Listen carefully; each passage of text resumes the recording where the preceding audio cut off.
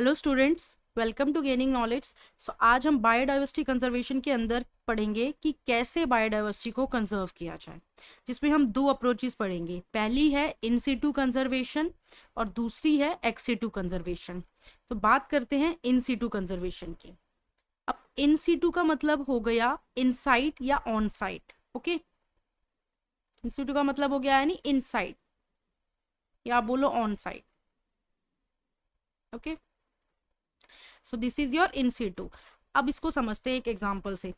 मान लो एक फॉरेस्ट है, ठीक है। इस फॉरेस्ट में सिर्फ 10 टाइगर्स प्रेजेंट है, सिर्फ 10 टाइगर्स। पहले इनका नंबर काफी ज्यादा था, लेकिन अब जो है वो इनका नंबर काफी कम हो गया है और कम होते होते इनका नंबर सिर्फ 10 बचा है। अब हम क्या चाहेंगे कि इन 10 टाइगर को कैसे भी करके बचा लिया जाए, ठीक है। तो उसके लिए क्या करना पड़ेगा, इनको पूरा प्रोटेक्शन देना पड़ेगा, इनकी पूरी प्रॉपर केयर करनी पड़ेगी, ठीक है। और तो और हमें इनका नंबर जो है स्टेबल, यानी जितना नंबर है वो तो रखना ही पड़ेगा, साथ में उनका नंबर जो है वो हमें बढ़ाना भी पड़ेगा, इंक्रीज भी करना पड़ेगा, ठीक है। तो इस तरह से हम क्या कर रहे हैं, एक तरीके से इनको पूरा कंजर्व करके रख रहे हैं, है ना। लेकिन कहाँ कंजर्व कर रहे हैं, उस फॉरेस्ट के अंदर ही हम इनको कंजर्व कर रहे हैं, यानी जो इसका नेचुरल हैबिटेट है वहां पर हम इन टाइगर्स को कंजर्व कर रहे हैं, राइट। अब देखो ये जो टाइगर्स हैं ये क्या है, कार्निवोर्स है, इनके कुछ प्रे होंगे, ठीक है। अगर इन टाइगर्स का नंबर कम हो जाएगा तो इनकी जो प्रे होंगे, इनकी जो प्रे पॉपुलेशन होगी वो बढ़ जाएगी, तो क्या होगा, इकोसिस्टम में एक अनबैलेंस क्रिएट हो जाएगा, जिससे क्या होगा, पूरा इकोसिस्टम एक तरीके से डिस्टर्ब हो जाएगा। तो अगर हम उसको वापस बैलेंस करना चाहें तो क्या करेंगे, हम उन टाइगर की पॉपुलेशन को वापस से मेंटेन करेंगे, ठीक है। तो यहाँ पर हम क्या देख रहे हैं कि इस फॉरेस्ट में, यानी जो नेचुरल हैबिटेट है वहीं पे उस ऑर्गेनिज्म को हम पूरा प्रोटेक्शन दे रहे हैं, यानी उसका पूरा कंजर्वेशन कर रहे हैं।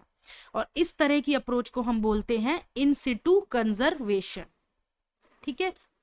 तो यही हो गई आपकी इन सिटू कंजर्वेशन और ऑन साइट कंजर्वेशन, जहां पे हम क्या कर रहे हैं, कंजर्व कर रहे हैं और प्रोटेक्ट कर रहे हैं पूरे इकोसिस्टम को, उसकी बायोडाइवर्सिटी हर लेवल पे प्रोटेक्ट हो रही है, ठीक है। एक टाइगर की पॉपुलेशन जो कम हो गई थी उनको अगर हमने प्रोटेक्शन दिया तो जिसकी वजह से क्या हुआ, उससे जो रिलेटेड जितनी भी स्पीशीज थी, प्रे पॉपुलेशन जो प्लांट की स्पीशीज थी, सब आपस में बैलेंस हो गई, ठीक है, यानी पूरा इकोसिस्टम बैलेंस हो गया।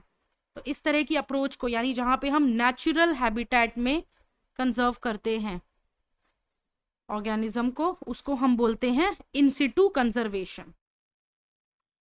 सो अब आगे और डिस्कस करते हैं इन सिटू कंजर्वेशन को। यहाँ पे क्या है, एक कॉन्फ्लिक्ट चल रहा था between conservation and development.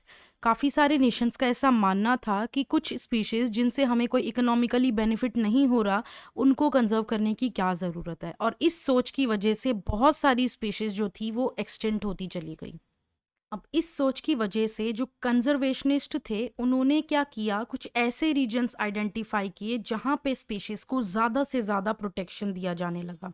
In regions को कहा गया बायोडाइवर्सिटी हॉटस्पॉट्स, यानी कि ये वो रीजन्स थे जहां पे हाई लेवल पे स्पीशीज की रिचनेस थी, हाई लेवल पे स्पीशीज रिचनेस थी, प्लस इसके साथ में हाई लेवल पे एंडेमिज्म था,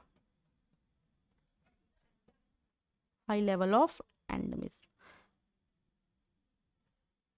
अब एंडेमिज्म क्या होता है कि जो स्पीशीज सिर्फ उसी एरिया में प्रेजेंट होंगी और कहीं नहीं मिलेंगी, यानी सिर्फ उस रीजन में ही वो स्पीशीज मिलेंगी और कहीं नहीं मिलेंगी, ठीक है। तो बायोडाइवर्सिटी हॉटस्पॉट्स वो रीजन होते हैं जहाँ पे हाई लेवल की स्पीशीज रिचनेस होती हैं और हाई डिग्री ऑफ एंडेमिज्म होएगा, उनको हम बोलते हैं बायोडाइवर्सिटी हॉटस्पॉट्स।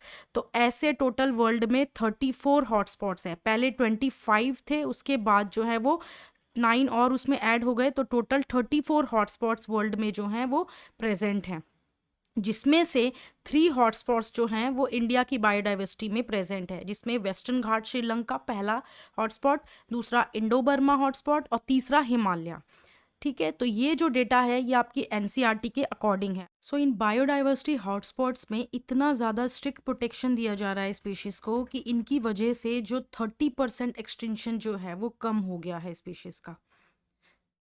तो इन सिटू कंजर्वेशन के अंदर अगर हम इंडिया की बात करें तो इंडिया में टोटल 14 बायोस्फीयर रिजर्व्स आते हैं, 90 नेशनल पार्क्स आते हैं, 448 वाइल्ड लाइफ सेंचुरीज आती हैं। के साथ में ही सेक्रेड ग्रोव्स, यानी इंडिया जो है वो एक ऐसी कंट्री है, रिलीजियस कंट्री है, जिसमें बहुत सारे कल्चर्स में क्या किया गया है कि प्रोटेक्शन देने के लिए अलग से कुछ एरियाज निकाल दिए गए हैं। इन एरियाज को हम बोलते हैं सेक्रेड ग्रोव्स। और कहाँ कहाँ पे ये एक सेक्रेड ग्रोव्स प्रेजेंट है? Khasi and Jaintia hills of Meghalaya, Aravalli hills of Rajasthan, western Ghat region of Karnataka and Maharashtra, and Surguja, Chanda and Bastar areas of Madhya Pradesh. यानी ये सारे के सारे सेक्रेड ग्रूव्स हैं, यानी ये वो एरियाज हैं जहाँ पे अलग से प्रोटेक्शन दिया जा रहा है। ठीक है, तो ये आपको ध्यान रखना है कि इन सिटू कंजर्वेशन के अंदर biosphere reserve, national park, wild life sanctuary और सेक्रेड ग्रूव्स आते हैं। ठीक है, सो अब डिस्कस करेंगे सेकेंड अप्रोच यानी एक्सिटू कंजर्वेशन। इसको हम और क्या बोलते हैं? Of site conservation. इसमें क्या होगा, जो भी थ्रेटेन एनिमल्स और प्लांट की स्पीशीज होंगी उनको उनके नेचुरल हैबिटेट से हम निकाल लेंगे और कहीं उनको एक ऐसे एरिया में रखेंगे जहां पर उनको स्पेशल केयर मिलेगी और स्पेशल प्रोटेक्शन मिलेगा। वो स्पेशल एरियाज क्या हो सकते हैं? बायोलॉजिकल गार्डन्स हो सकते हैं, जूलॉजिकल पार्क्स हो सकते हैं, वाइल्ड लाइफ सफारी पार्क्स हो सकते हैं। तो ये सारे एरियाज जो हैं ये एक्सिटू कंजर्वेशन के अंदर आ जाएंगे। जो एक्सी2 कंजर्वेशन है वो रिसेंट ईयर्स में काफ़ी ज़्यादा एडवांस हो गया है। जैसे इसमें कुछ टेक्निक्स यूज़ की जा रही हैं, जैसे क्रायो प्रिजर्वेशन टेक्निक। इस क्रायो प्रिजर्वेशन टेक्निक में क्या होता है कि कोई भी जो ऑर्गन है या टिश्यू है या गैमेट्स ले लो, ठीक है, इनको हम क्या करते हैं, लिक्विड नाइट्रोजन में -196 डिग्री सेल्सियस जो इसका टेम्परेचर होता है उसमें रखते हैं, ठीक है, प्रिजर्व करके। तो यहाँ पर हम क्या करते हैं, जो भी थ्रेटेंड स्पीशीज होती हैं उनके गैमेट्स को ले लेंगे, फिर उनको प्रिजर्व करेंगे फर्टाइल फॉर्म में और वाइबल फॉर्म में लॉन्ग पीरियड्स तक। ठीक है, तो ये होगी क्रायो प्रिजर्वेशन टेक्निक। इसके साथ में इन विट्रो फर्टिलाइजेशन जो है वो भी टेक्निक यूज की जाती है, जिसमें एग्स को क्या किया जा रहा है, आउटसाइड द बॉडी जो है वो फर्टाइल किया जाएगा, फर्टिलाइज किया जाएगा, जिसमें टेस्ट ट्यूब के थ्रू फर्टिलाइज किया जाएगा। ठीक है, साथ में ही प्लांट्स के केस में जो है वो टिश्यू कल्चर मेथड्स यूज किए जाएंगे, यानी यहाँ पे क्या करेंगे, प्लांट का कोई भी टिश्यू ले लेंगे और फिर उसको लेबोरेटरी में जो है वो कल्चर करेंगे, ठीक है, जिससे जो है वो उसका ग्रोथ स्टार्ट हो जाएगी। तो इस तरह से जो है वो टिश्यू कल्चर मेथड जो है वो प्लांट्स के केस में यूज किए जाएंगे। इसके साथ ही जो सीड्स होते हैं कमर्शियली इंपॉर्टेंट प्लांट्स के, उनको लॉन्ग टाइम तक सीड बैंक्स के अंदर प्रिजर्व किया जा सकता है। तो इस तरह से एक्सी2 कंजर्वेशन में डिफरेंट टाइप्स की टेक्निक्स यूज़ की जाती हैं। इसके साथ में ही डिफरेंट डिफरेंट टाइप्स के जो एरियाज होते हैं वो आपको ध्यान रखने हैं इसके अंदर, जैसे कि zoological parks, botanical gardens, wild life safari parks, ये सारे जो हैं एक्सी2 कंजर्वेशन के अंदर आते हैं। तो इस तरह से आपको डिफरेंस ध्यान रखना पड़ेगा इन-सिटू कंजर्वेशन का और एक्सी2 कंजर्वेशन का। बायोडाइवर्सिटी को कंजर्व करने के लिए एक अर्थ समिट हुई थी 1992 में रियो द जेनेरियो में। ठीक है, इसमें सभी नेशंस को बोला गया था कि वो अप्रोप्रिएट मेजर्स लें बायोडाइवर्सिटी को कंजर्व करने के लिए और सस्टेनेबली यूटिलाइज करने के लिए। इसके साथ में ही वर्ल्ड समिट हुआ था 2002 में अफ्रीका में, जोहानिसबर्ग में। इसमें 190 कंट्रीज ने जो था वो प्लेज किया था। उनका क्या कमिटमेंट था कि 2010 तक जितना भी बायोडाइवर्सिटी का लॉस हुआ है ग्लोबल लेवल पे, रीजनल लेवल पे, लोकल लेवल पे, उसका जो रेट है उसको वो रिड्यूस करेंगे। ठीक है, तो इस तरह से स्टूडेंट्स आपका जो ये बायोडाइवर्सिटी एंड कंजर्वेशन है ये कंप्लीट होता है। अगर वीडियो पसंद आए तो लाइक शेयर सब्सक्राइब ज़रूर करिए। Thank you for watching.